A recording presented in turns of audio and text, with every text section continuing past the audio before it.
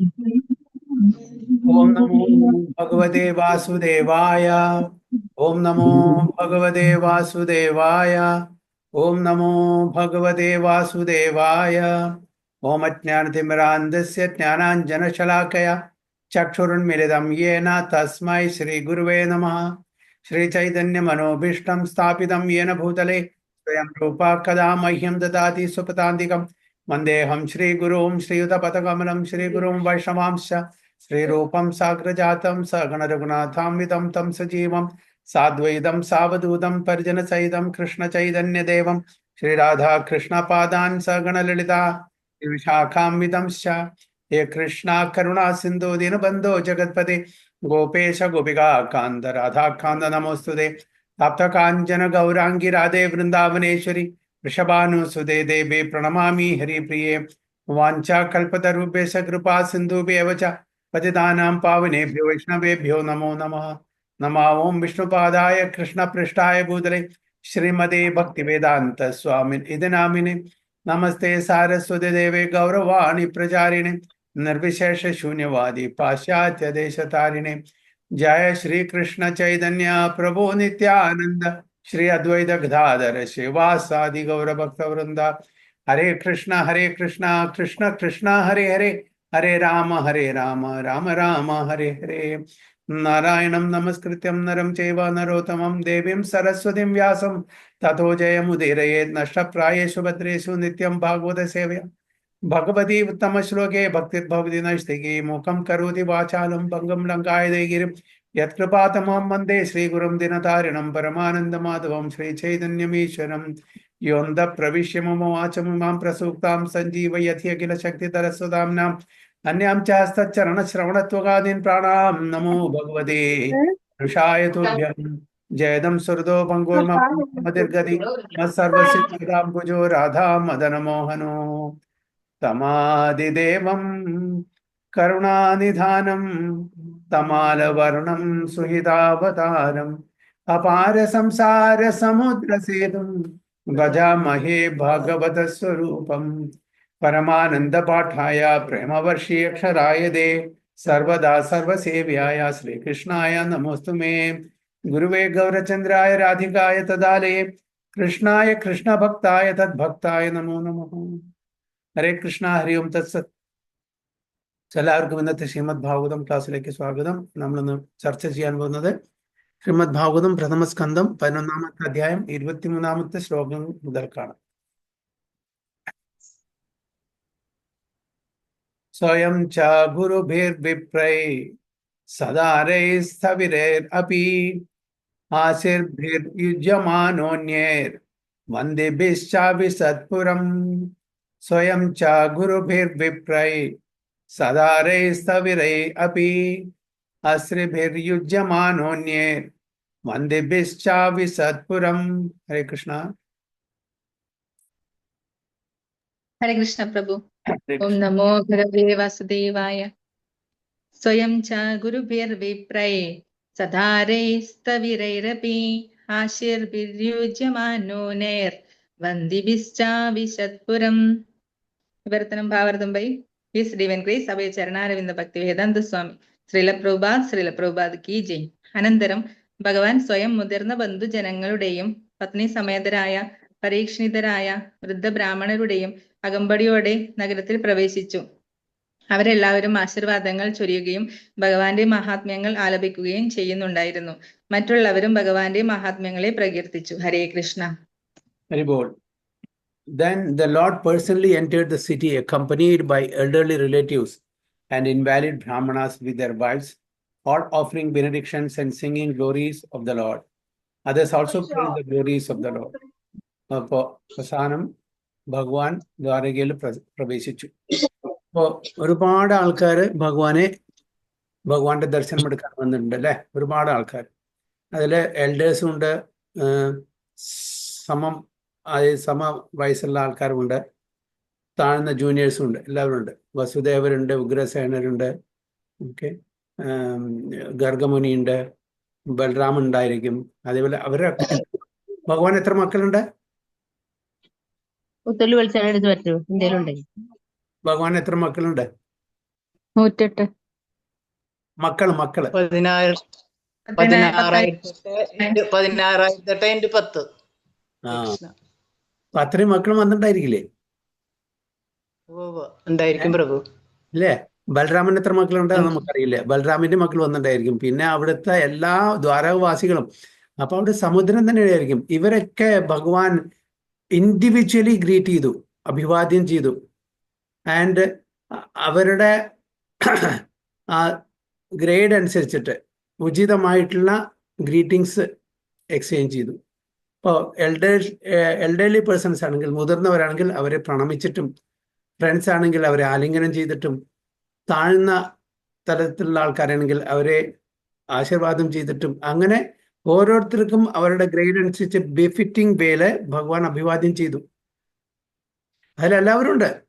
എന്നാൽ നമ്മൾ കഴിഞ്ഞ ശ്ലോകങ്ങൾ വായിച്ചു, അതിൽ ഈവൻ വേശ്യാസ്ത്രീകളുമുണ്ട്, ചണ്ടാളന്മാരുണ്ട്, ഓക്കെ, ഗുരുജനങ്ങളുണ്ട്, ബന്ധുമിത്രാദികളുണ്ട്, എല്ലാവരും ഉണ്ട്. ഇവരെല്ലാവരെയും അവർക്ക് ഉചിതമായിട്ടുള്ള രീതിയിൽ വിധിപ്രകാരം ഭഗവാൻ അവരെ സ്വീകരിച്ചു. ഇവരെല്ലാം ഇൻഡിവിജ്വലി അഭിവാദ്യം ചെയ്യണമെങ്കിൽ എത്ര ദിവസം എടുക്കും? ഇപ്പൊ നമ്മളിപ്പോ ഞാൻ ഒരാളെ ഗ്രീറ്റ് ചെയ്യാണ്, ഒരു 1 lakh ആൾക്കാരുണ്ട്, എനിക്ക് എത്ര ദിവസം എടുക്കും അവരെ ഇൻഡിവിജ്വലി ഗ്രീറ്റ് ചെയ്യണമെങ്കിൽ? മാസങ്ങളോട് എടുക്കും ഇല്ലേ? ഒരു മാക്സിമം ഒരു 10,000 തന്നെ വെച്ചോളൂ ഒരു ദിവസം. നമ്മളെ വിശ്രമിക്കാതെ നമ്മൾ ഗ്രീറ്റ് ചെയ്യുകയാണെങ്കിൽ ഒരു 10,000 ആൾക്കാരെ. പക്ഷെ ഇത്രയും ആൾക്കാരെ 16,708 × 10, അത്രയും മക്കൾ തന്നെയുണ്ട്.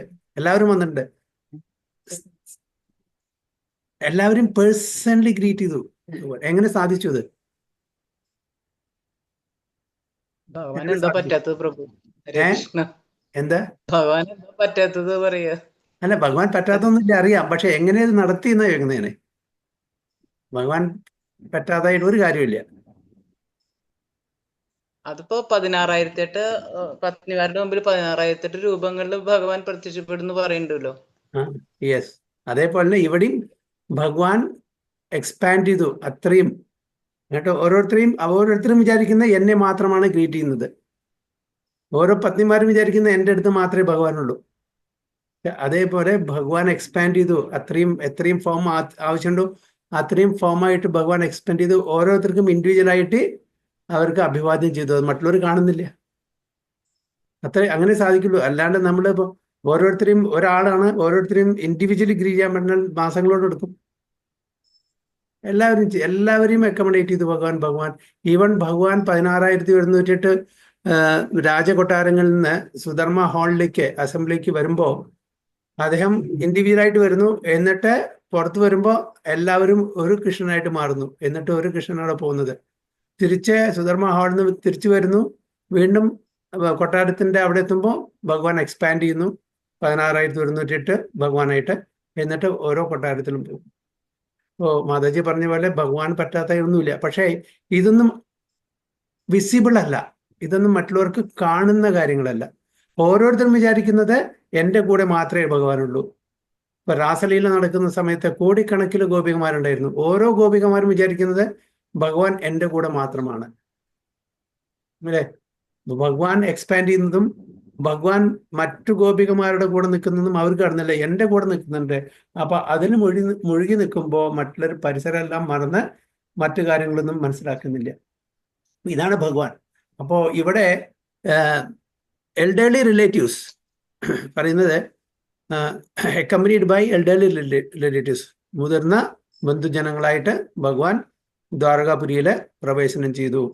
ആൻഡ് ഇൻവാലിഡ് ബ്രാഹ്മണാസ്, വൃദ്ധരായിട്ടുള്ള ശക്തി ക്ഷീണിച്ചിട്ടുള്ള ബ്രാഹ്മണന്മാര് അവരുടെ പത്നിമാര് സഹിതം എൻ്റർ ചെയ്തു. എന്താ ബ്രാഹ്മണന്മാർ ചെയ്യുന്നത്? ഭഗവാനെ അനുഗ്രഹിക്കുക. ഭഗവാനെ അനുഗ്രഹിക്കാൻ നമുക്ക് പറ്റുമോ? എന്തുകൊണ്ടാണ് അവിടെ ഭഗവാനെ അനുഗ്രഹിക്കുന്നു പറയുന്നത് ബ്രാഹ്മണന്മാര്?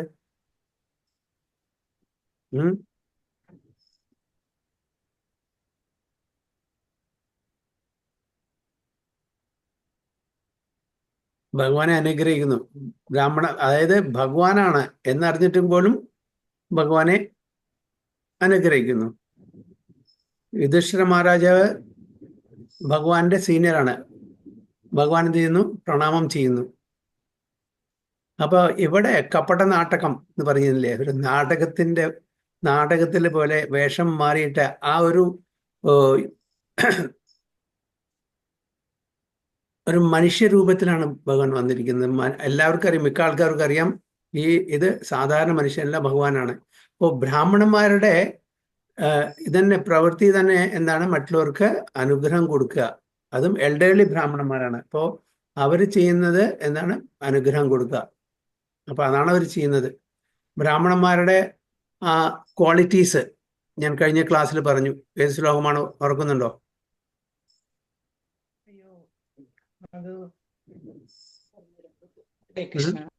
ഹരേ കൃഷ്ണ.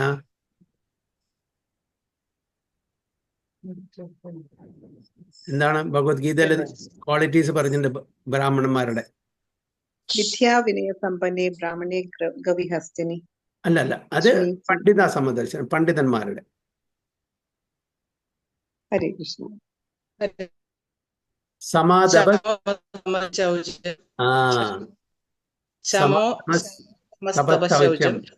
ശാന്തിരാർജവമേവച ജ്ഞാന വിജ്ഞാന മാസ്തിക്യം ബ്രഹ്മകർമ്മ സ്വഭാവജം. അല്ലെ, ഇതാണ് ബ്രാഹ്മണന്മാരുടെ ക്വാളിറ്റീസ്.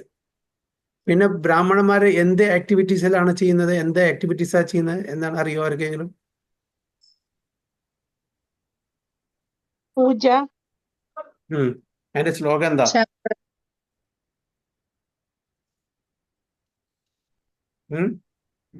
എന്താണ് ശ്ലോകം? പഠൻ പാഠൻ യജൻ യാജൻ ദാന പ്രതിഗ്രഹ. അല്ലേ? അവരെന്താണ്?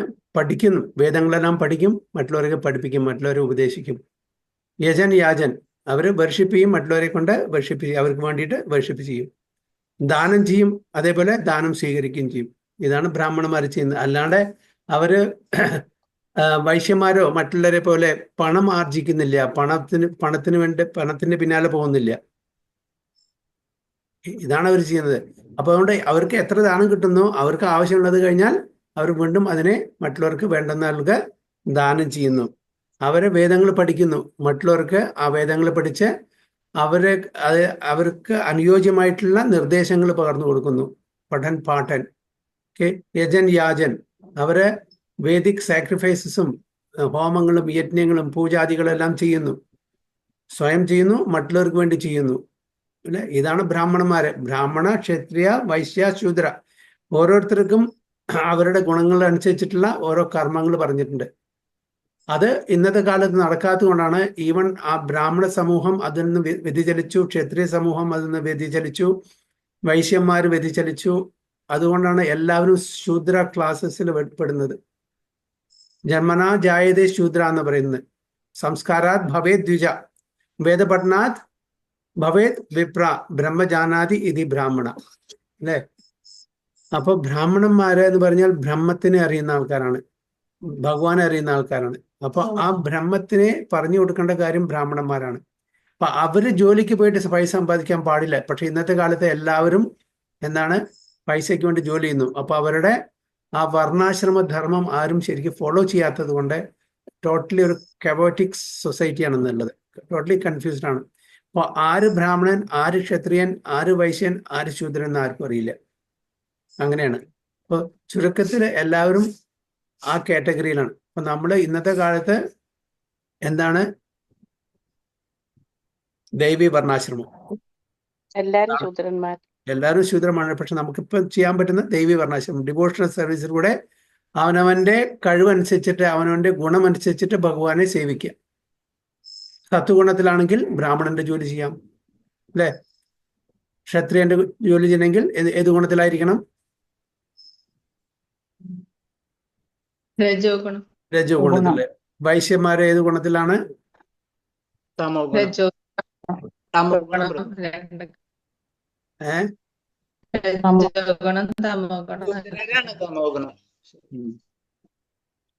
ശൂദ്രന്മാരോ? തമോഗുണത്തില്. അപ്പോ ഇതിന്റെ നമ്മൾ അവരവരുടെ ആ ഗുണങ്ങൾ അനുസരിച്ചിട്ട് നമ്മള് ജീവിക്കണം. അപ്പൊ ദൈവി വർണ്ണാശ്രമം പറഞ്ഞാൽ പെർഫോമിംഗ് ഡിവോഷണൽ സർവീസ്. സോ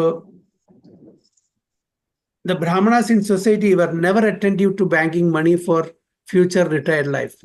അപ്പോൾ ഒരിക്കലും അവർ ധനസമ്പാദ്യത്തിന് വേണ്ടിയിട്ട് ഒരു ആക്ടിവിറ്റീസ് ചെയ്യാൻ പാടില്ല. അവരെ മറ്റ് 3 ക്ലാസ്സിലുള്ള ആൾക്കാരും സപ്പോർട്ട് ചെയ്യുകയാണ് ചെയ്യുന്നത്. അതാണ് ശരിക്കുള്ള വർണ്ണാശ്രമ ധർമ്മം. ബ്രാഹ്മണന്മാരെയും ക്ഷത്രിയന്മാരെ എങ്ങനെയാണ് അവരെ കരം പിടിച്ചിട്ട് ടാക്സ് ലെവി ചെയ്തിട്ടാണ് അവർ രാജ്യം മുഴുവൻ നടത്തി കൊണ്ടുപോകുന്നത്. അങ്ങനെയാണ് അവർ ചെയ്യുന്നത്. വൈശ്യന്മാരാണ് ബിസിനസ് കമ്മ്യൂണിറ്റി. അവരുടെ ദൗത്യമാണ് വാണിജ്യം, കൃഷി, ഗോരക്ഷ.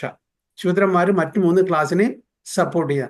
അതാണ് ശരിക്കും വർണ്ണാശ്രമം. അതൊന്നും ഇന്നത്തെ കാലത്ത് കലിയുഗത്തിന്റെ പ്രഭാവത്താൽ ഒന്നും ശരിക്കും നടക്കുന്നില്ല. അപ്പോൾ ബ്രാഹ്മണർ പൊതുവെ പണം സമ്പാദത്തിന്റെ പിന്നാലെ പോകാറില്ല.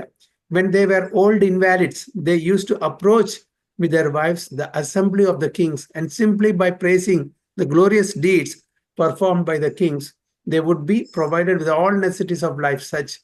അപ്പോൾ അവരുടെ ശക്തി ക്ഷയിച്ചു കഴിഞ്ഞാൽ, വൃദ്ധാവസ്ഥയിൽ എത്തിക്കഴിഞ്ഞാൽ അവര് രാജാവിന്റെ അടുത്ത് പോയി രാജാവിന്റെ നല്ല ഗുണങ്ങളെ പ്രകീർത്തിച്ച് അവർക്ക് വേണ്ടുന്ന എല്ലാ കാര്യങ്ങളും രാജാവ് സാധിച്ചു കൊടുക്കുന്നു എന്നാണ് പറയുന്നത്. Such Brahmanas were not, so to speak, flatterers of the kings, but the kings were actually glorified by their actions, and they were sincerely still more encouraged in pious acts by such Brahmanas in a dignified way. അവർ flattery അല്ല, മസ്ക polish ചെയ്യല്ല ചെയ്യുന്നത്, രാജാക്കന്മാരെ പ്രകീർത്തിച്ചിട്ട്. പക്ഷെ ശരിക്കും അവർ അങ്ങനത്തെ കാര്യങ്ങളാണ് ചെയ്തിരുന്നത്. ഇപ്പൊ ഭരത് മഹാരാജ്, പരീക്ഷിത് മഹാരാജാവ്, യുധിഷ്ഠിര മഹാരാജ്, ഇവരെല്ലാം പ്രജകളുടെ ശരിക്കുള്ള സേവ ചെയ്തിരുന്നു. അപ്പൊ അവരെയൊക്കെ ശരിക്കും പ്രകീർത്തിച്ചിരുന്നു.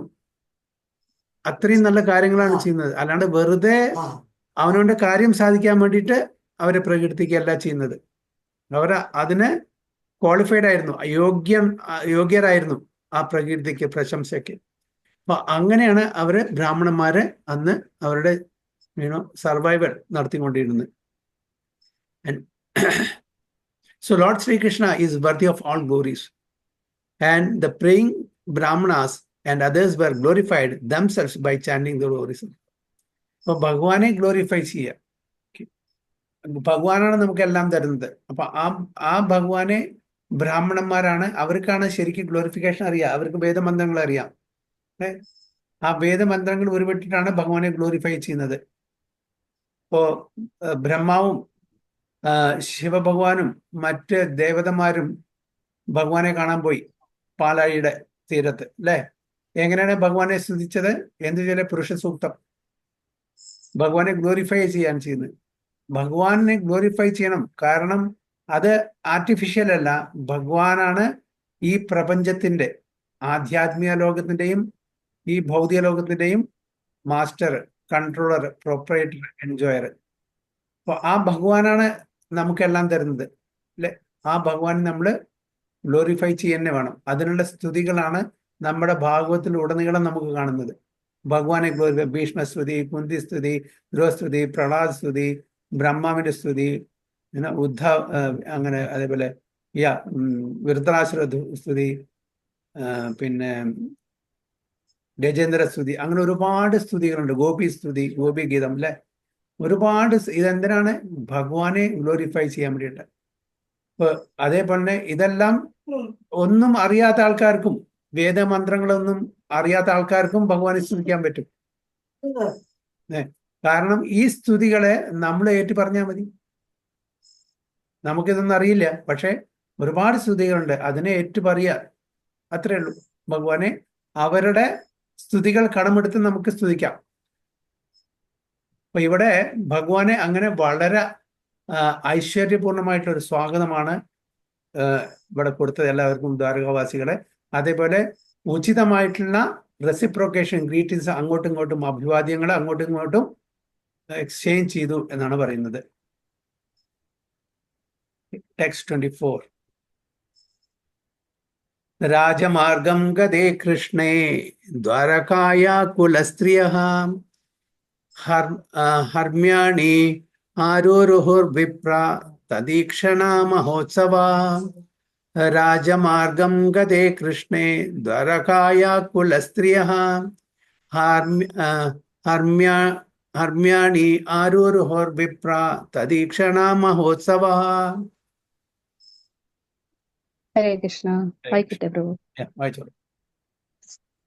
രാജമാർഗം ഗതേ കൃഷ്ണേ ദ്വാരകായ കുലസ്ത്രിയാഃ ഹർമ്യാണി ആരുരുഹുർവിപ്ര തദീക്ഷണ മഹോത്സവാഃ. ഹരേ കൃഷ്ണ. ട്രാൻസ്ലേഷൻ, വിവർത്തനം. ശ്രീല പ്രഭുപാദ് കി ജയ്. ശ്രീകൃഷ്ണ ഭഗവാൻ രാജവീതിയിലൂടെ കടന്നു പോകുമ്പോൾ ദ്വാരകയിലെ ആദരണീയരായ കുലസ്ത്രീ ജനങ്ങൾ അദ്ദേഹത്തെ ഒരു നോക്ക് കാണാനായി അവരുടെ കൊട്ടാരങ്ങളുടെ മട്ടുപ്പാവിൽ കയറി നിന്നു. അവർ ശ്രീകൃഷ്ണ ഭഗവാന്റെ ദർശനത്തെ മഹാ ഉത്സവമായി ദർശിച്ചു. ഹരേ കൃഷ്ണ. Hare Krishna.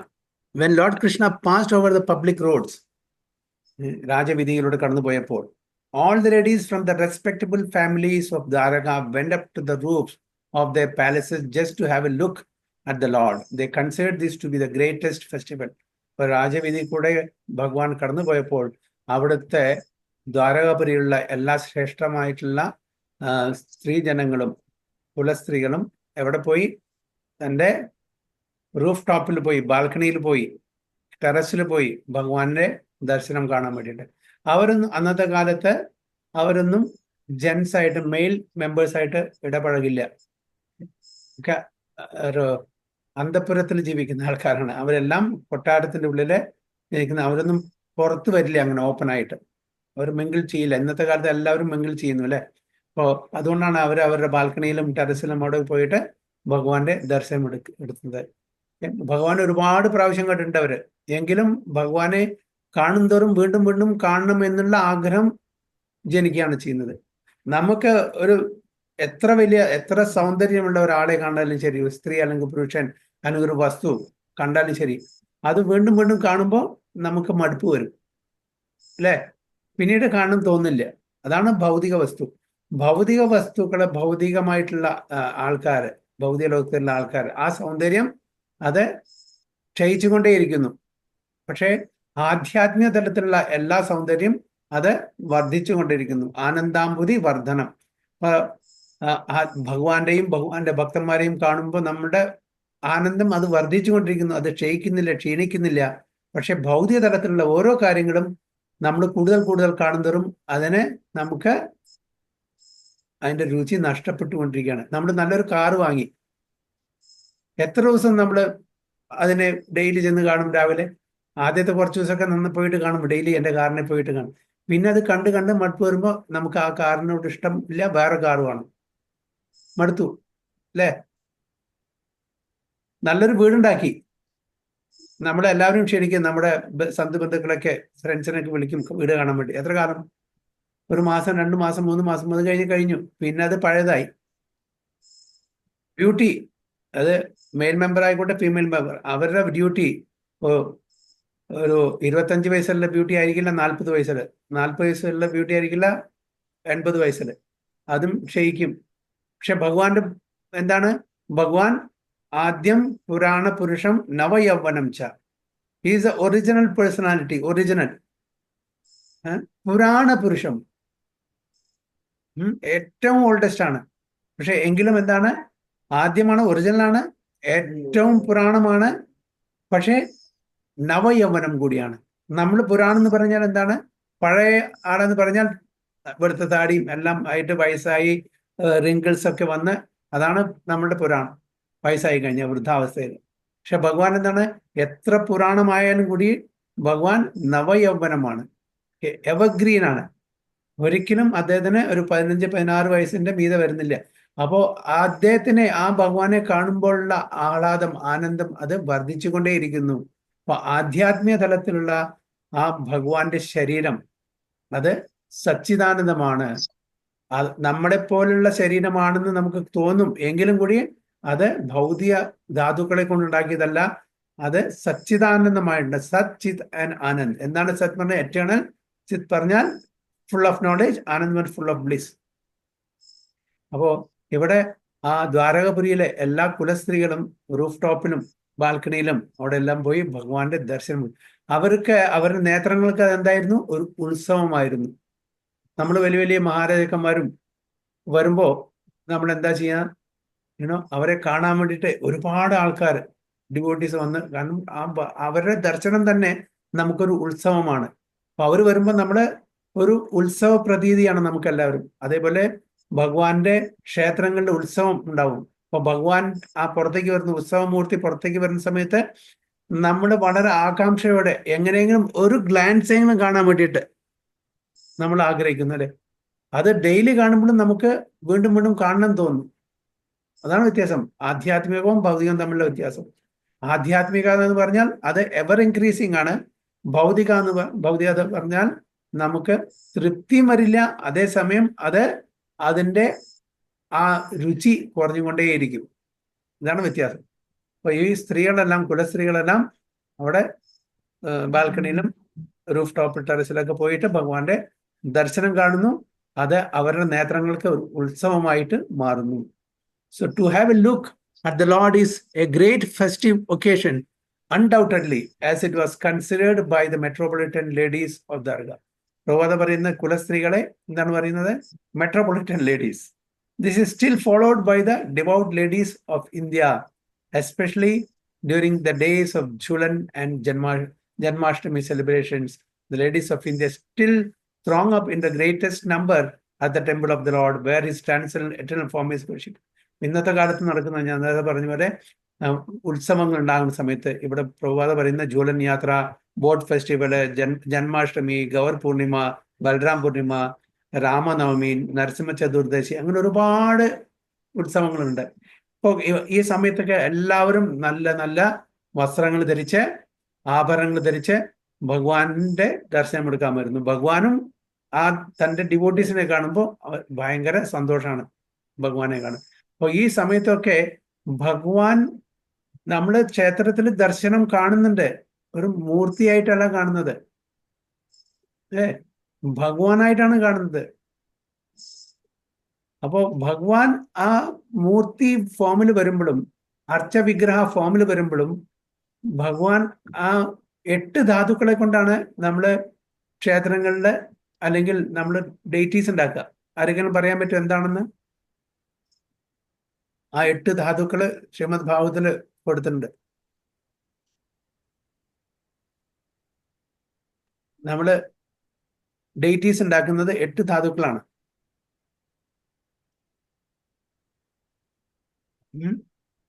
എന്തൊക്കെയാണ്?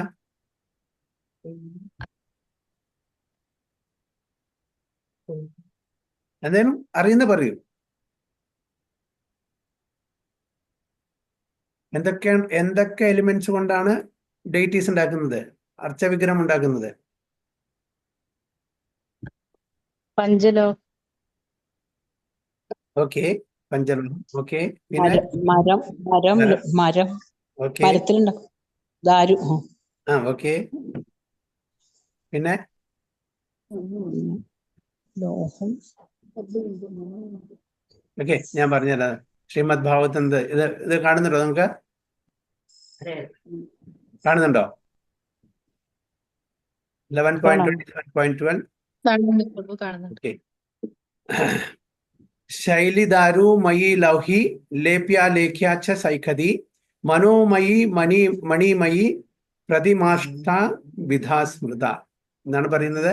The deity form of the Lord is said to appear in 8 varieties. 8 സാധനങ്ങളെ കൊണ്ടാണ് നമ്മുടെ അർച്ചവിഗ്രഹങ്ങളുടെ. സ്റ്റോൺ, കല്ല്; വുഡ്, മരം; മെറ്റൽ, ലോഹം; എർത്ത്, മണ്ണ്; പെയിന്റ്, സാൻഡ്, മണല്; മൈൻഡ്, മനസ്സ്; ഓർ ജ്വൽസ്. ഇത്രയും കാര്യങ്ങളാണ്. അപ്പൊ ഇതില് ചിലതൊക്കെ പെർമനന്റ് ആണ്, ചിലതൊന്നും പെർമനന്റ് അല്ല.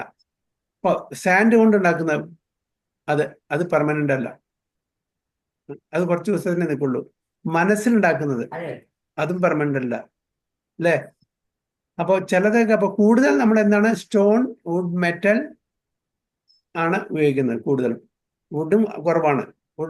വുഡിന്റെ ഡേറ്റീസ് എവിടെയാണ് കണ്ടിരിക്കുന്നത്? ജഗന്നാഥൻ. ജഗന്നാഥ്, അല്ലെ?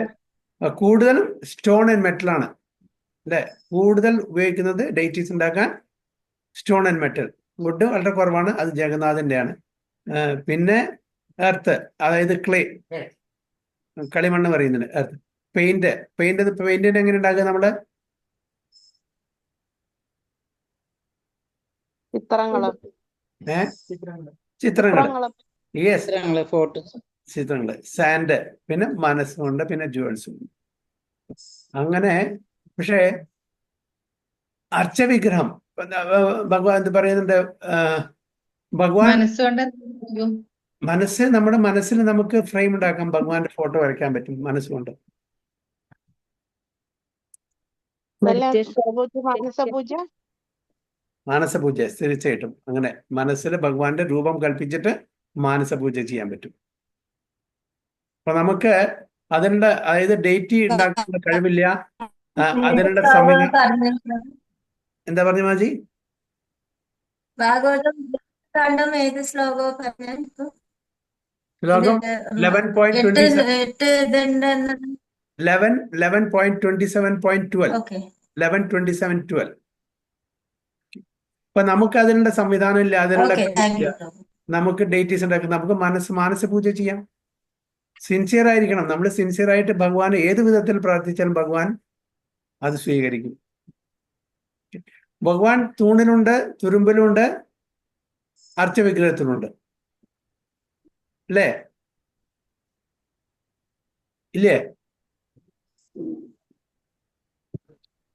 ഉണ്ട്. ഞാൻ പറഞ്ഞ സ്റ്റേറ്റ്മെന്റ് ശരിയാണോ? ശരിയാണ്. ഭഗവാൻ തൂണിലുണ്ട്, തുരുമ്പിലുണ്ട്, അർച്ചവിഗ്രഹത്തിലുണ്ട്. ശരിയാണോ അത് സ്റ്റേറ്റ്മെന്റ്? ശരിയാണ്. ശരിയാണ് പ്രഭു. ഉറപ്പാണോ? അടുത്തുണ്ടല്ലോ. ഉറപ്പാണോ? ഉറപ്പാണ്. അല്ല, അതിൽ ചെറിയൊരു അപാകതയുണ്ട് ഞാൻ പറഞ്ഞതില്. തുരുമ്പാണ്. പ്രഭു. അല്ല, തുരുമ്പിലുണ്ട്.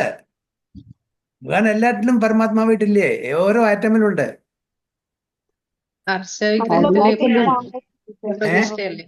എന്താ അർച്ചവിഗ്രഹത്തില് ഇല്ലേ? പ്രാണപ്രതിഷ്ഠ അങ്ങനല്ലേ? അർച്ചന വിഗ്രഹത്തില് ഭഗവാനെ ആവാഹിക്കണ്ടേ? ഓക്കെ, അർച്ചവിഗ്രഹത്തിലുണ്ടല്ലോ, ആവഹിച്ചിട്ടുണ്ടല്ലോ. ഞാൻ പറഞ്ഞ സ്റ്റേറ്റ്മെന്റ് ഒന്നുകൂടി ഞാൻ ക്ലിയർ ആയിട്ട് പറയാം. ഭഗവാൻ തൂണിലുണ്ട്, തുരുമ്പിലുണ്ട്, അർച്ചവിഗ്രഹത്തിലുണ്ട്.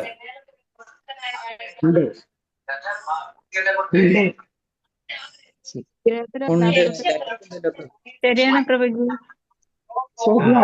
അതിൽ ചെറിയൊരു സ്പെല്ലിംഗ് മിസ്റ്റേക്ക് ഉണ്ട്. ഞാൻ പറഞ്ഞുതരാം. എന്താണ് ഞാൻ പറഞ്ഞു വെച്ചാൽ, തൂണിലുണ്ട്, തൂണ് ഭഗവാനാണോ?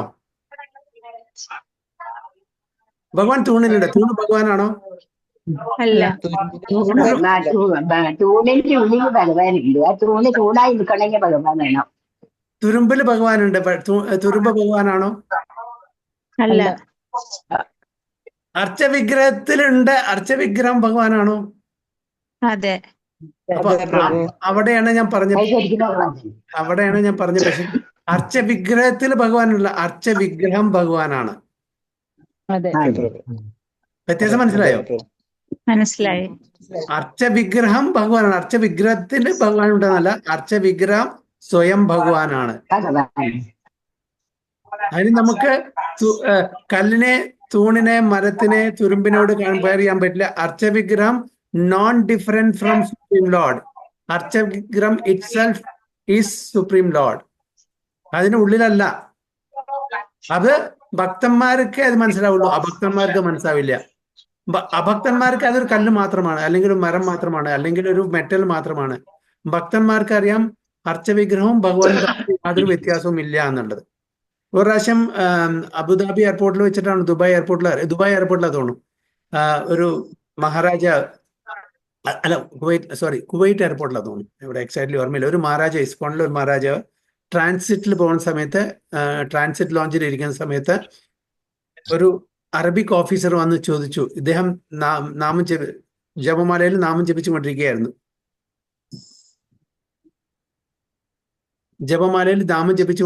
അപ്പൊ അറബിക് ഓഫീസർ വന്ന് ചോദിച്ചു, നിങ്ങൾ എന്താ ചെയ്യുന്നത്? ഭഗവാന്റെ നാമം ജപിക്കാണെന്ന് പറഞ്ഞു. അപ്പൊ നിങ്ങൾ കല്ലിനെല്ലാം ആരാധിക്കണ ചോദിച്ചു. ഞങ്ങൾ കല്ലിനെല്ലാം ആരാധിക്കും. ഞാൻ കല്ലിന്റെ മീതെ നിൽക്കുന്നപ്പോ ആ കല്ലിനെ എല്ലാം അങ്ങനെ ഞങ്ങൾ ആരാധിക്കും. പക്ഷേ ഈ അർച്ചവിഗ്രഹം അങ്ങനെ കാര്യങ്ങളൊക്കെ പറഞ്ഞു കൊടുത്താൽ ഇദ്ദേഹത്തിന്റെ തലയുടെ മീതെ കൂടെ പോകും. അപ്പൊ എങ്ങനെ പറഞ്ഞ് മനസ്സിലാക്കി കൊടുക്കണം എന്ന് ആലോചിച്ച സമയത്ത് ആസാൻ, അതായത് അവർക്ക് പ്രയറിന്റെ ടൈമായി, അതിന്റെ വിളി വന്നപ്പോൾ അദ്ദേഹം പോയി അവിടുന്ന് നിസ്കരിക്കാൻ വേണ്ടിയിട്ട്. നിസ്കാരം കഴിഞ്ഞ് വീണ്ടും ഇദ്ദേഹത്തിന്റെ അടുത്ത് വന്നു. ആ കോൺവെർസേഷൻ കണ്ടിന്യൂ ചെയ്തു. അപ്പോൾ മഹാരാജ് ചോദിച്ചു ഇദ്ദേഹത്തോട്, നിങ്ങളിപ്പോൾ എന്തിനാ പോയത്? ഞങ്ങൾ പ്രാർത്ഥിക്കാൻ വേണ്ടിയിട്ട്. അപ്പോൾ ആരെ പ്രാർത്ഥിച്ച്? അള്ളാഹുവിനെ. അപ്പൊ അള്ളാഹുവിനോ കേൾക്കാൻ പറ്റും? നിങ്ങളുടെ പ്രാർത്ഥന കേൾക്കാൻ പറ്റും. അള്ളാഹുവിന് കാണാൻ പറ്റുമോ? കാണാൻ പറ്റും. അള്ളാഹുവിന് സംസാരിക്കാൻ പറ്റും? സംസാരിക്കാൻ പറ്റും. പിന്നെ എങ്ങനെ അള്ളാഹുവിന് രൂപമില്ല എന്ന് പറയുന്നത്? കാണാൻ പറ്റും, കേൾക്കാൻ പറ്റും, സംസാരിക്കാൻ പറ്റും. ഇതെല്ലാം ഉണ്ടെങ്കിൽ ഒരു രൂപം ഉണ്ടാവണല്ലോ. അങ്ങനെ കോൺവെർസേഷൻ നടന്നു. അങ്ങനെ അദ്ദേഹത്തിന് വളരെ നന്നായിട്ട് പറഞ്ഞു കൊടുത്തപ്പോൾ അദ്ദേഹത്തിന് മനസ്സിലായി ഇതിൽ എന്തോ ഒരു കഴമ്പുണ്ട് കാര്യം. എന്നിട്ട് അദ്ദേഹത്തിന് വളരെ ഇഷ്ടമായി. ആ മഹാരാജാന് ഒരു നല്ലൊരു വാച്ച് അവിടെ ഗിഫ്റ്റായിട്ട് ഡ്യൂട്ടി ഫ്രീന്ന് പിടിച്ചു കൊടുത്തു. പോയിട്ടില്ലാന്ന് തോന്നുന്നു. അപ്പോ നമ്മൾ പറയേണ്ട രീതിയിൽ പറഞ്ഞ് മനസ്സിലാക്കി കൊടുക്കുമ്പോൾ അവർക്ക് മനസ്സിലാവുന്നുണ്ട്. ഭഗവാനെ നമ്മൾ അർച്ചവിഗ്രഹത്തിന്റെ ഉള്ളിലല്ല കാണുന്ന, ഭഗവാൻ അർച്ചവിഗ്രഹമാണ് എന്നാണ് നമ്മൾ മനസ്സിലാക്കേണ്ടത്. So this is still followed by the devout ladies of India, especially during the days of Jhulan and Janmashtami ceremonies. The ladies of India still throng up in the greatest number at the temple of the Lord, where his transcendental eternal form is worshipped. നമുക്ക് വളരെ famous ആയിട്ടുള്ള ടെമ്പിളിലൊക്കെ പോകുന്ന സമയത്ത് നമുക്കൊരു ഗ്ലാൻസേ ഭഗവാനെ കാണാൻ പറ്റുള്ളൂ. അപ്പോഴേക്കും അവിടുന്ന് നമ്മളെ പോകാൻ വേണ്ടി പറയും. കാരണം അത്രയും തിരക്കാണ്. ആ ഭഗവാന്, അത് ഭഗവാൻ അല്ലെങ്കിൽ ഇത്രയും ആൾക്കാരെ എങ്ങനെ അവിടെ തടിച്ചു കൂടുന്നു അല്ലെ? അപ്പൊ ഇതും കൂടി സാധാരണ ജനങ്ങൾ മനസ്സിലാക്കുന്നില്ല. ഇത്രയും ആൾക്കാർ തടിച്ചു കൂടുന്നുണ്ടെങ്കിൽ ആ ഭഗവാന്റെ ഐശ്വര്യം, ഭഗവാന്റെ ശ്രേഷ്ഠത, മഹത്വം നമ്മൾ മനസ്സിലാക്കണം.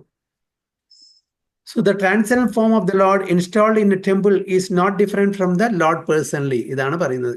It's not different from the Lord personally. Such a form of the Lord is called Archa Vigraha. Okay? അതിനെ മാതാജി നേരത്തെ പറഞ്ഞ പോലെ ആ ശാസ്ത്രപ്രകാരം, അത് കല്ലാണെങ്കിലും കൂടിയിട്ട് അതിനെ ശാസ്ത്രപ്രകാരം, വിധിപ്രകാരം ഒരു വിഗ്രഹമാക്കി മാറ്റുന്നു. അതില് പ്രാണപ്രതിഷ്ഠ ചെയ്യുന്നു. അപ്പോൾ അത് ഭഗവാനായിട്ട് മാറുന്നു. അത് മെറ്റീരിയൽ എലിമെന്റ്സ് ആണെങ്കിലും കൂടിയിട്ട് അത് മെറ്റീരിയൽ എലിമെന്റ്സ് അല്ല, അത് സച്ചിദാനന്ദമാണ്. കാരണം ഭഗവാനാണ് അത്.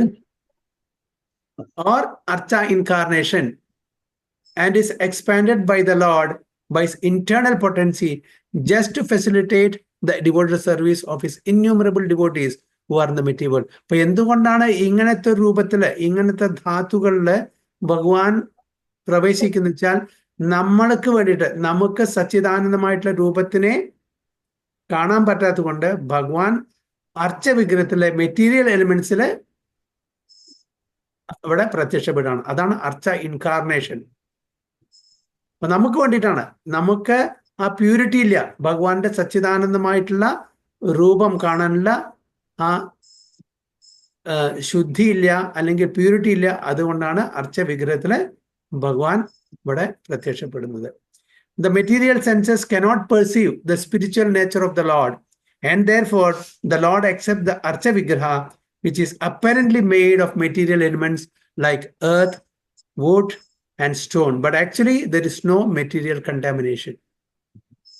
There's actually no material contamination. അതൊന്നും നമ്മള് ഭൗതിക ധാതുക്കളായിട്ട് കാണാൻ പാടില്ല.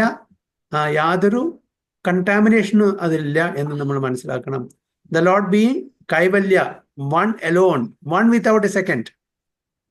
Okay, one without a second. അദ്വൈതം രണ്ടല്ല, ഒന്നാണ്.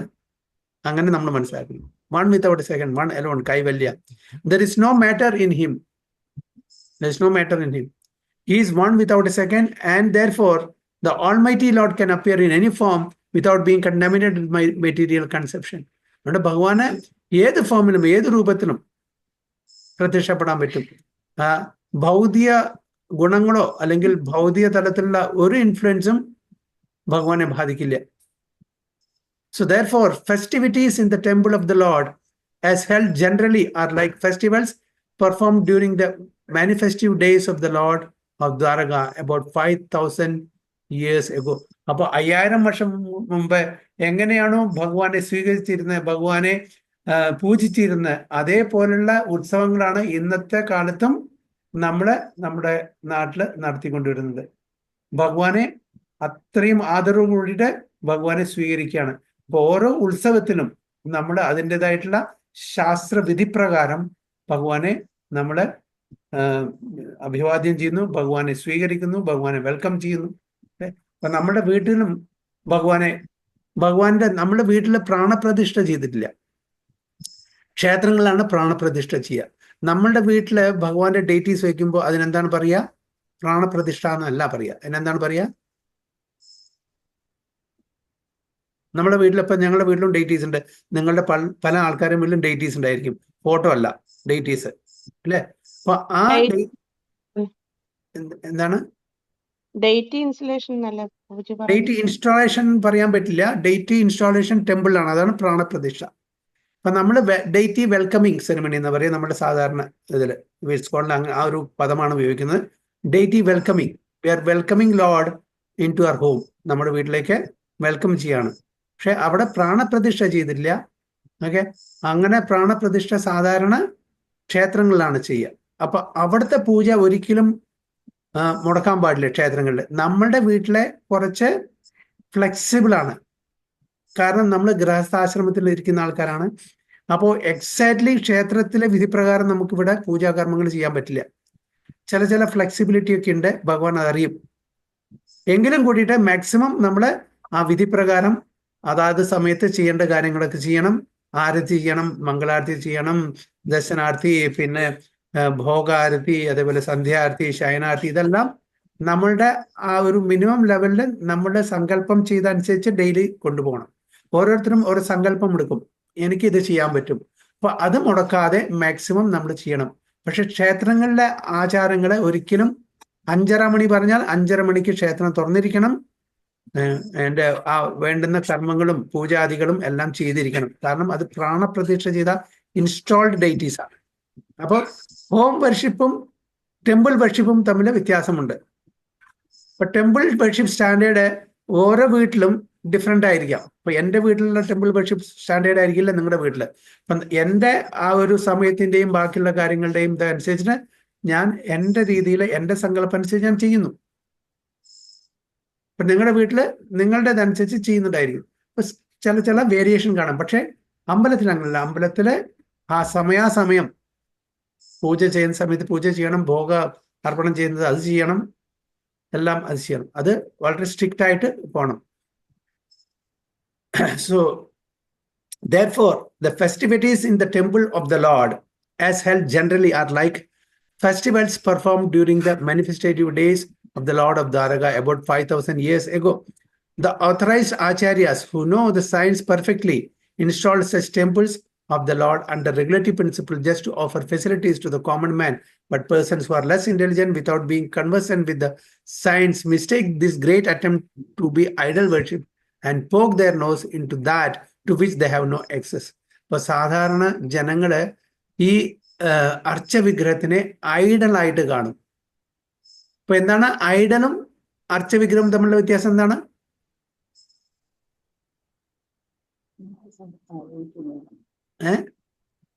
ആചാരപൂർവം ചെയ്യാത്തതല്ലേ പ്രഭു ഐഡൽ? ഐഡൽ പറഞ്ഞ ഒരു മൂർത്തി അത്രേ ഉള്ളൂ. അവിടുന്ന് പിടിക്കാം. അതിനെ നമ്മൾ പ്രതിഷ്ഠിച്ചില്ല, പ്രാണപ്രതിഷ്ഠ ചെയ്തില്ല. നമ്മൾക്ക് ഷോക്കേസിൽ വെക്കാം ഐഡല്, അതിനെ പൂജിക്കുന്നില്ല. ഓക്കെ, അതൊരു സ്റ്റാച്ചു മാത്രമേ ഉള്ളൂ. അതിന് പ്രാണപ്രതിഷ്ഠ ചെയ്തിട്ടില്ല. അത് ഭഗവാനല്ല, ഭഗവാന്റെ രൂപമാണ്.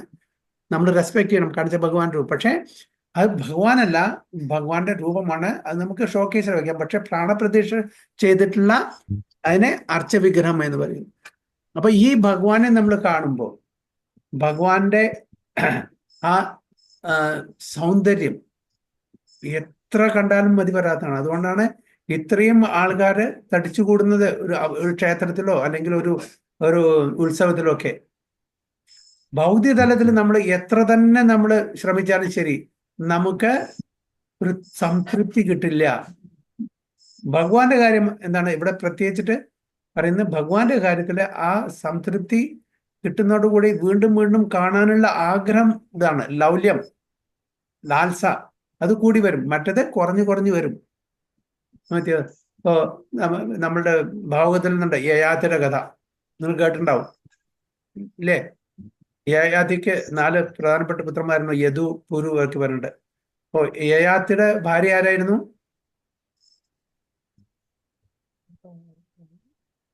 ആരായിരുന്നു? ശർമ്മിഷ്ഠയാണോ പ്രഭുജി? അല്ല,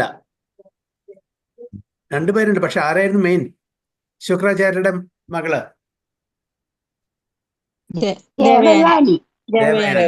ദേവയാനി. ദേവയാനിയാണ് ശുക്രാചാര്യരുടെ മകളാണ്, യയാതിയുടെ ഭാര്യയായിരുന്നു. മറ്റൊരു മെയ്ഡ്. അവർക്ക് അന്നത്തെ കാലത്ത് ക്ഷത്രിയന്മാർക്ക് കൂടുതൽ ഭാര്യമാരുണ്ട്. മെയ്ഡ്സിനെയും അവർ അതായത് ഭാര്യമായിട്ട് സ്വീകരിക്കും. അപ്പോ ദേവയാനിക്ക് ദേഷ്യം വന്നു, അച്ഛനോട് ചെന്നിട്ട് കംപ്ലൈന്റ് പറഞ്ഞു. അപ്പൊ എന്താണ്? ശുക്രാചാര്യ ദേഷ്യം വന്നു. ദേഷ്യം വന്നത് എന്ത് പറഞ്ഞു?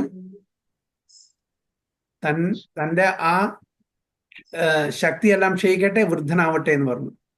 അങ്ങനെ യയാതി വൃദ്ധനായി. അപ്പൊ ആർക്കാ ബുദ്ധിമുട്ട്? ദേവയാനിക്ക് തന്നെ. ദേവയാനി ചെന്ന് അച്ഛനോട് പറഞ്ഞു, എന്താണ് ചെയ്തത്? എന്തായാലും എനിക്ക് ശപിച്ച് ഒന്നും തിരിച്ചെടുക്കാൻ പറ്റില്ല. അപ്പൊ ഒരു കാര്യം ചെയ്യാൻ പറ്റും, ആർക്കെങ്കിലും ആ വൃദ്ധാവസ്ഥയിൽ നിന്ന് യവത്ത് എക്സ്ചേഞ്ച് ചെയ്യാൻ പറ്റുമോ?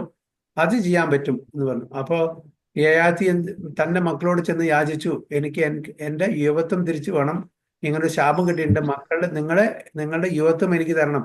അപ്പോ ആരും യദു സമ്മതിച്ചില്ല. കാരണം യദു അറിയാം, യദു കുലത്തിലാണ് ശ്രീകൃഷ്ണ ഭഗവാൻ അവതരിക്കാൻ പോകുന്നുണ്ട്, അതുകൊണ്ട് അദ്ദേഹം കൊടുക്കാൻ സമ്മതിച്ചില്ല.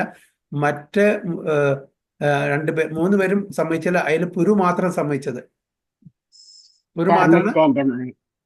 പുരു മാത്രമാണ് സമ്മതിച്ചത്. എന്തിന്? തന്റെ യവനം കൊടുത്തിട്ട് വൃദ്ധാവസ്ഥ എടുക്കാൻ വേണ്ടിയിട്ട്. അപ്പൊ അതിലൊരു ശ്ലോകം പറയുന്നുണ്ട് യയാതി മക്കളെ പറ്റിയിട്ട്. ഏതാണ്? ഒരു ഉത്തമ പുത്രൻ എന്ന് പറയുന്നുണ്ട്. എന്താണ്? ഉത്തമശ്ചിന്തിതം കുര്യാത് പ്രോക്താകാരിത്വ മധ്യമ അധമ അശ്രദ്ധ കുര്യാത് അകർത്തോ ഉച്ചരിതം പിതുഹു. ഏതാണ് ഒരു ഉത്തമപുത്രൻ, മധ്യമപുത്രൻ, അധമപുത്രൻ എന്ന് പറയുന്നത്? ഉത്തമപുത്രൻ ആരാണ്? ഏതൊരു പുത്രനാണോ അച്ഛന്റെ ആഗ്രഹം മനസ്സിലാക്കിയിട്ട് ആ കാര്യം സഫലീകരിച്ച് കൊടുക്കുന്നത്, അതാണ് ഉത്തമപുത്രൻ. ഈവൻ പറയുന്നതിന് മുമ്പ് അത് ചെയ്തു കൊടുക്കും. ആഗ്രഹിക്കുന്നുണ്ട്, അച്ഛൻ ആഗ്രഹിക്കുന്നുണ്ട് മനസ്സിൽ, അത് മകൻ ചെയ്തു കൊടുക്കുന്നതാണ് ഉത്തമപുത്രൻ. പ്രോക്താകാരിത്വ മധ്യമ രണ്ടാമത്തെ ലെവല്. അതായത് നിർദ്ദേശം കൊടുത്ത ശേഷം അദ്ദേഹം ചെയ്യുന്നു, ആ കാര്യം അച്ഛന് വേണ്ടി ചെയ്തു കൊടുക്കുന്നു. പിന്നെ മൂന്നാമത്തത് അധമോ അശ്രദ്ധ കുര്യാ. അധമൻ മൂന്നാമത്തത്. ഈവൻ നിർദ്ദേശം കൊടുത്ത ശേഷം മനസ്സോടെ കംപ്ലൈന്റ് പറഞ്ഞ് വിഷമം പറഞ്ഞ് അത് ബുദ്ധിമുട്ടി ചെയ്തു കൊടുക്കുന്നു. നാലാമത്തത് അകർത്തോ ഉച്ചരിതം പിതു. ഈവൻ നിർദ്ദേശം കൊടുത്തിട്ടും ചെയ്യാത്ത പുത്രൻ ആരാണ്? ഉച്ചരിതം പിതു, പിതാവിന്റെ സ്റ്റൂളാണെന്ന്. അത് ആലോചിച്ച് നോക്കൂ. ഇതാണ് പുത്രന്മാരെ പറ്റിയിട്ട് യയാതി പറഞ്ഞു കൊടുക്കുന്നത്. അപ്പൊ ഈ യുവത്വം കിട്ടിയ ശേഷം യയാതി 10,000 വർഷം ഇന്ദ്രഭോഗം ചെയ്തു പറഞ്ഞു. എന്നിട്ടും അവർക്ക് തൃപ്തി വന്നില്ല. 10,000 വർഷം ഇന്ദ്രഭോഗം ചെയ്തിട്ടും ദേവയാനിക്കും യയാതിക്കും തൃപ്തി വന്നിട്ടില്ല. എന്നിട്ട് അവർ ചെയ്തു, ഇതിൽ എത്ര കൂടെ, ഇത് നമ്മുടെ തീയില എണ്ണ ഒഴിക്കുന്ന പോലെയാണ് തൃപ്തി വരുന്നത്. നേരെ മറിച്ച് ഭഗവത് ഭക്തി, ഡിവോഷണൽ സർവീസ് നമുക്ക് തൃപ്തിയും വരും, അതിന് ആനന്ദം വർദ്ധിച്ചുകൊണ്ടേയിരിക്കും. ഇനിയും വേണം എന്നുള്ള ആഗ്രഹമാണ് ഇരിക്കുന്നത്. അപ്പോൾ അവർ രണ്ടുപേരും കാട്ടിൽ പോയി ഡിവോഷണൽ സർവീസ് ചെയ്തിട്ട് പെർഫെക്ഷൻ ആയി. അങ്ങനൊരു കഥയുണ്ട് അല്ലേ? അപ്പോ ആ കുരുവിന്റെ വംശജരാണ് അവരെല്ലാം. അപ്പൊ ഇതാണ് ദേവയാനി ആൻഡ് യയാതിയുടെ കഥ. അപ്പോ എത്ര വർഷം ഇന്ദ്രിയ ഭോഗം ചെയ്തിട്ട് അവർക്ക് തൃപ്തി കിട്ടിയിട്ടില്ല. അതേപോലെ ഹിരണ്യകശിപു ബ്രഹ്മാവും ശിവനും അല്ലാത്ത എല്ലാവരെയും തന്റെ അധീനത്തിൽ കൊടുന്നു. എല്ലാ ദേവന്മാരെയും തന്റെ അധീനത്തില്. അന്ന് പെരിയമൊന്ന് ചുളിക്കാൻ മതി, എല്ലാവരും പേടിക്കും, അത്രയും ഇതായിരുന്നു, പവർഫുൾ ആയിരുന്നു. പക്ഷേ എല്ലാവരും താൻ പറഞ്ഞു കേട്ടു. എല്ലാവരും താൻ പറയുന്ന അനുസരിക്കും, ഒരാൾ ഒഴികെ. ആരായിരുന്നു അത്? പ്രഹ്ലാദൻ. പ്രഹ്ലാദൻ അല്ലെ? ആ പ്രഹ്ലാദനെ മാത്രം അതിനെതിരെ കൊണ്ടുവരാൻ മറന്നില്ല. അപ്പൊ അദ്ദേഹത്തിന് എന്തായാലും ദേഷ്യവും വാശി. ഞാൻ പറയുന്നത് ഈവൻ ദേവി ദേവതമാരും കൂടി കേൾക്കുന്നു, പക്ഷെ എന്റെ സ്വന്തം മകൻ കേൾക്കുന്നില്ല. അതിന്റെ ദേഷ്യം. അപ്പൊ അവിടെയും സംതൃപ്തിയില്ല. അപ്പൊ എന്തെങ്കിലും ഉണ്ടായിട്ട് അപ്പൊ ഈ the whole world is at his disposal. 3 ലോകങ്ങളും അദ്ദേഹത്തിന്റെ അധീനത്തിലായിരുന്നു, പക്ഷെ അദ്ദേഹത്തിന് സംതൃപ്തിയില്ല. അപ്പൊ സംതൃപ്തി എവിടെയാണ് നമുക്ക് കിട്ടുക? നമ്മളും ഭഗവാനും തമ്മിലുള്ള കമ്മ്യൂണിയൻ നടക്കുമ്പോൾ. കാരണം നമ്മൾ ഭഗവാന്റെ പാർട്ട് ആൻഡ് പാർസൽ ആണ്. അപ്പോൾ ആ പാർട്ട് ദ കംപ്ലീറ്റ് ഹോളിനെ സെർവ് ചെയ്യുമ്പോൾ, സേവിക്കുമ്പോൾ, ജീവാത്മാവ് പരമാത്മാവിനെ അല്ലെങ്കിൽ ജീവാത്മാവ് ഭഗവാനെ സേവിക്കുമ്പോൾ കിട്ടുന്ന ആ ആനന്ദം വേറെ ഭൗതിക തലത്തിൽ ഒരിക്കലും നമുക്ക് കിട്ടില്ല എന്നാണ് പറയുന്നത്. സോ ഇവിടെ പറയുന്നത് സാധാരണ ജനങ്ങളെ നമ്മളുടെ ഈ അർച്ചവിഗ്രഹ ആരാധന രീതിയെ സാധാരണ ഐഡലായിട്ട് കാണുന്നു. അത് ഒഫൻസാണ്, അത് അപരാധമാണ്, അത് പാഷണ്ഡികളാണ് ചെയ്യുന്നത്, ഏത്തിസ്റ്റ്. അത് ഐഡലല്ല, അർച്ചവിഗ്രഹമാണ്. അർച്ചവിഗ്രഹവും ഭഗവാനും തമ്മിൽ യാതൊരു വ്യത്യാസവും ഇല്ല എന്ന് നമ്മൾ ഭാഗവതത്തിൽ നിന്നും മറ്റ് ഗ്രന്ഥങ്ങളിൽ നിന്നും മനസ്സിലാക്കുന്നു. Therefore, the ladies or men who observe festivals in the temples of the Lord just to have a look at the transcendent form are 1,000 times more glorious than those who are non-believers in the transcendent form of the Lord. അപ്പൊ ഈ സ്ത്രീകളും മറ്റ് ആൾക്കാരും ഭഗവാനെ കാണാൻ വേണ്ടിയിട്ട്, ഭഗവാന്റെ ഉത്സവത്തിൽ പങ്കെടുക്കാൻ വേണ്ടിയിട്ട് അവരുടെ നേത്രങ്ങൾക്ക് ഒരു ഉത്സവമാണ് ഇതെല്ലാം. അവർ എത്രയോ ഗ്ലോറിയസ് ആണ് ഇങ്ങനെയുള്ള അഭക്തന്മാരെ നമ്മൾ കമ്പയർ ചെയ്യുമ്പോൾ. It appears from the verse that the inhabitants of Dwaraka were all owners of big palaces. അപ്പോൾ ഇതൊന്ന് മനസ്സിലാക്കേണ്ടതായി. ദ്വാരകയിലത്തെ ദ്വാരകവാസികൾക്ക് അവർക്ക് വലിയ വലിയ കൊട്ടാരങ്ങൾ ഉണ്ടായിരുന്നു പറയുന്നത്. This indicates the prosperity of the city. വളരെ ഐശ്വര്യം നിറഞ്ഞിട്ടുള്ള ഒരു സിറ്റി ആയിരുന്നു. നമുക്കറിയാം ദ്വാരക അല്ലെ? ദ്വാരക അറ്റ്ലീസ്റ്റ് നമ്മുടെ ഭാഗത്തു നിന്നും മറ്റ് ഗ്രന്ഥങ്ങളിലും വായിച്ച് നമുക്ക് മനസ്സിലാവും. എല്ലാം ആരാണ് അതിന്റെ ആർക്കിടെക്ട്? ആരാണ്? വിശ്വകർമ്മ അല്ലെ? നമ്മൾ അങ്ങനത്തെ ഒരു സിറ്റിയൊക്കെ ഉണ്ടാക്കണമെങ്കിൽ എത്ര വർഷം വേണം? ഒരു മനുഷ്യായുസ് മതിയോ? പറ്റില്ല. ഈവൻ നമ്മളുടെ ടെമ്പിൾസ്, ഇപ്പൊ ഞങ്ങളിപ്പോ റീസെന്റ് ഇവിടെ ശ്രീരംഗത്ത് പോയി, അവിടുന്ന് തഞ്ചാവൂരും കുംഭകോണൊക്കെ പോയി 3-4 ദിവസം അവിടെ ഉണ്ടായിരുന്നു. ആ ബൃഹദീശ്വര ടെമ്പിളൊക്കെ കണ്ടാൽ 1000 വർഷങ്ങൾ എടുക്കും അങ്ങനത്തെ ടെമ്പിൾ ഉണ്ടാക്കണമെങ്കിൽ. അത്രയും ജൈജാന്റിക്. എന്താണ് ആർക്കിടെക്ചർ അല്ലെ ഒരു ടെമ്പിളിൽ? അതേപോലെ ശ്രീരംഗം ടെമ്പിൾ എന്താണ് ആർക്കിടെക്ചർ? എത്ര ഗോപുരങ്ങളാണ്, എത്ര ഏരിയയാണ്. ഇതൊക്കെ നമ്മളൊരു മനുഷ്യായുസിന് ഉണ്ടാക്കി തീർക്കാൻ പറ്റില്ല. എത്രയോ വർഷങ്ങൾ എടുത്തിട്ടാണ് ഇത് ഉണ്ടാക്കുന്നത് രാജാക്കന്മാർ. അതെല്ലാം രാജാക്കന്മാരെല്ലാം ഭഗവാന്റെ ഭക്തന്മാരാണ്. അതുകൊണ്ടാണ് അവർക്ക് ഇതെല്ലാം സാധിച്ചത്. ഒരായുസൊന്നുമില്ല. എത്രയോ രാജാക്കന്മാരുടെ കഠിന പ്രയത്നങ്ങളാണ് ഇങ്ങനത്തെ ക്ഷേത്രങ്ങളൊക്കെ ഉണ്ടായിരിക്കുന്നത്. അപ്പോ ഭഗവാൻ എത്രയും എഫേർട്ടൊന്നും എടുത്തില്ല. വിശ്വകർമാവ് ജസ്റ്റ് പറഞ്ഞുള്ളൂ, അപ്പോഴേക്കും അവിടെ ദ്വാരക റെഡി. മധുരയിന്ന് എല്ലാ മധുരവാസികളിലും അവരെല്ലാം ട്രാൻസ്പോർട്ട് ചെയ്യുന്ന ഒരു രാത്രി കൊണ്ട്. അവർ ഉറങ്ങി എഴുന്നേറ്റപ്പോ എവിടെയാണ് എഴുന്നേറ്റത്? ദ്വാരക. ഒരു പറയണ്ട് എന്തുകൊണ്ടാണ് ഈ ദ്വാരക എന്നുള്ള പേര് പറഞ്ഞു? അവർ ഉറങ്ങിയിരുന്നത് എവിടെയായിരുന്നു? മധുരയിലായിരുന്നു. എഴുന്നേറ്റപ്പോ എവിടെയായിരുന്നു? ദ്വാരകയില്. അപ്പൊ ഇത്രയും വലിയ പാലസ്, വലിയ കൊട്ടാരങ്ങൾ. അവർക്ക് നോക്കിയിട്ട് എവിടെയാണ് ഇതിന്റെ എൻട്രൻസ്, എവിടെ ഇതിന്റെ വാതിൽ കാണുന്നില്ല. അപ്പൊ എല്ലാം ചോദിക്കും ദ്വാർക. ദ്വാർ എന്ന് പറഞ്ഞാൽ എൻട്രൻസ്, വാതില് എവിടെ? ദ്വാർക. അങ്ങനെ ദ്വാരക എന്നുള്ള പേര് വന്നു അതിന് പറഞ്ഞു കേട്ടിട്ടുണ്ട്. എത്ര കണ്ട് സത്യാവസ്ഥ എനിക്കറിയില്ല. അപ്പോ വിശ്വകർമാവ് ഇതൊന്നും 1000 വർഷം 2000 വർഷം എടുത്തുണ്ടാക്കിയതല്ല. ഒക്കെ ഇൻസ്റ്റന്റേനിയസ് ആണ് പരിസ്ഥിതി കൊണ്ട്. So the ladies got up on the roofs just to have a look at the possession of the Lord. The ladies did not mix with the crowd of the street, and thus their respectability was perfectly observed. അപ്പൊ അന്നത്തെ കാലത്ത് ലേഡീസും ജെന്റ്സും men and women doesn't mingle loosely. ഇന്ന് എല്ലാവരും വളരെ loosely mingle ചെയ്യുന്നുണ്ട്.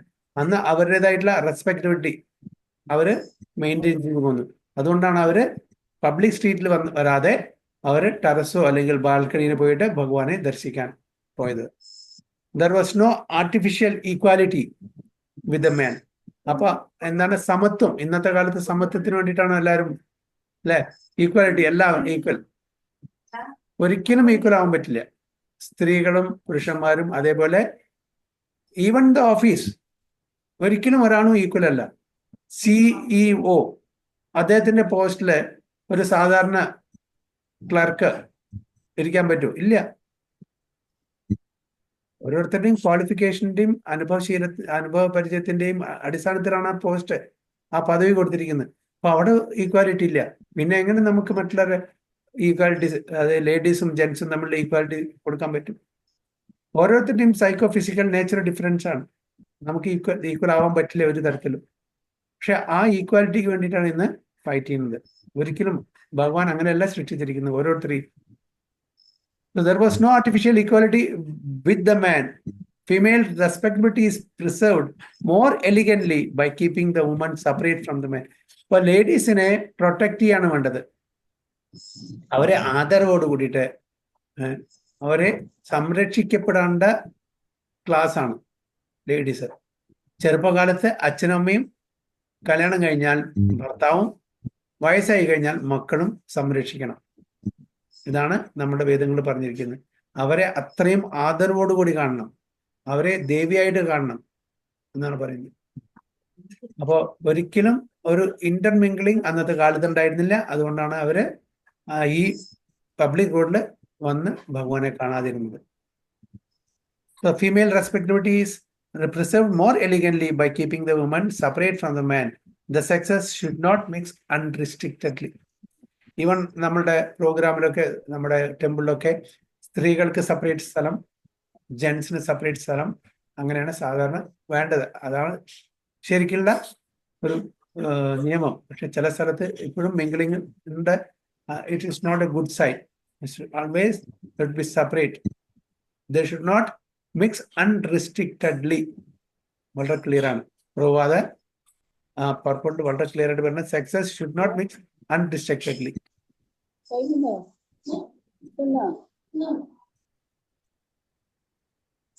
Hare Krishna. So next text 25. അടുത്ത ക്ലാസ്സിൽ വാഞ്ചാ കൽപതരുഭ്യശ്ച കൃപാ സിന്ധുഭ്യവ ച പതിതാനാം പാവനേഭ്യോ वैष्णवेभ्यो नमो नमः. अनंत कोटि वैष्णव की जय. श्रील प्रभुपाद की जय. गुरु महाराज की जय. निताय गो प्रेमानंदे. हरि हरि बोल. हरे कृष्णा.